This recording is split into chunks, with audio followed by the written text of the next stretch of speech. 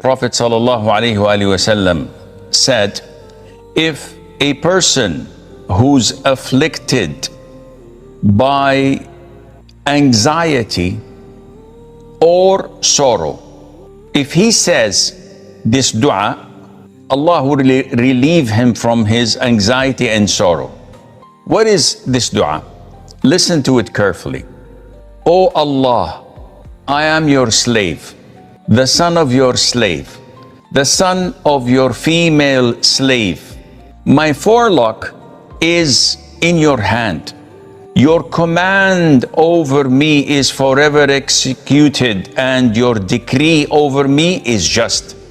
I ask you by every name belonging to you which you named yourself with, or revealed in your book, or you taught to any of your creation, or you have preserved in the knowledge of the unseen with you.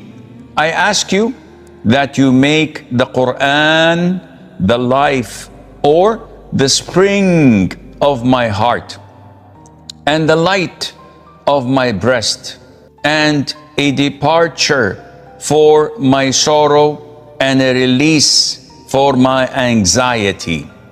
If someone makes this dua, Allah Azza wa Jal, the Almighty, will take away his sorrow and grief and give him in their stead, he will give him joy. So the companion said, shouldn't we learn it, O Prophet of Allah?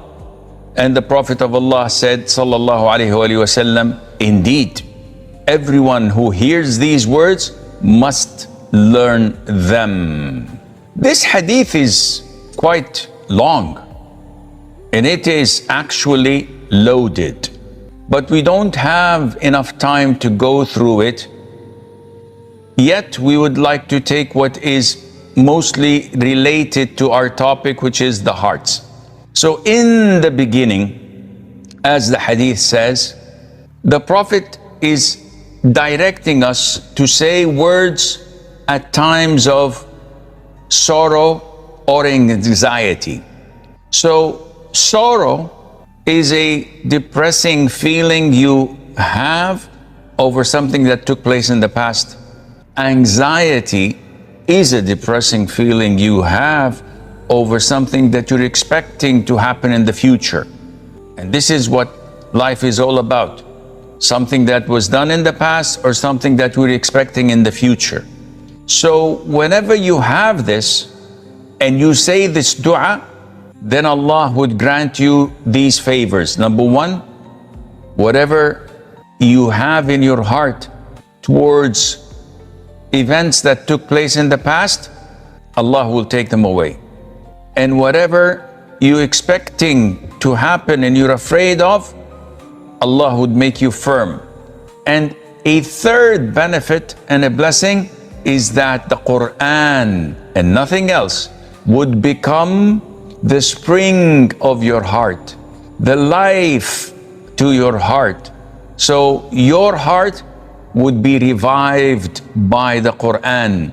So you would never go astray, and you would never be someone of sins. The life of one of us and his death, the happiness and his misery, the health and his calamity, all of those are in Allah's hands, subhanahu azza wa jal. And if you believe that your forelock and the forelock of all humans and creatures in this universe are all in Allah's hands, controlling them as He wishes, subhanahu wa ta'ala. He controls them as He wishes. If you believe in that, and this is what your conviction, then you would never fear anyone, and you would never hope anyone, and you would never place them as if they are owners. You would never have your hopes attached to them. Only then your tawheed, your tawakkul and trust and reliance and dependence on Allah, your worship would be solely devoted to Allah Azza wa Jal. So he said, out of confessing his own poverty, his own need, that your command over me is forever executed. This is total submission and surrender. Not only that, when the decree is done, your decree over me is just. Whether my son dies, whether I'm afflicted with a disease, whether poverty strikes, all of this is Allah's divine decree. And I believe it is just.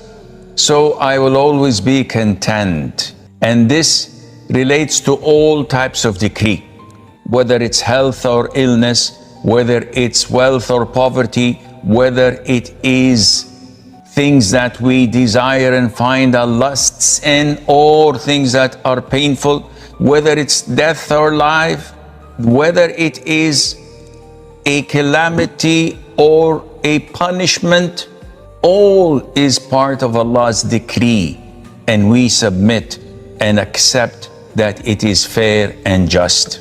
Then you beg Allah Azza wa Jal by His beautiful names, and you say, I ask you by every name belonging to you. And Allah Azza wa Jal has names that are countless. We can't count them.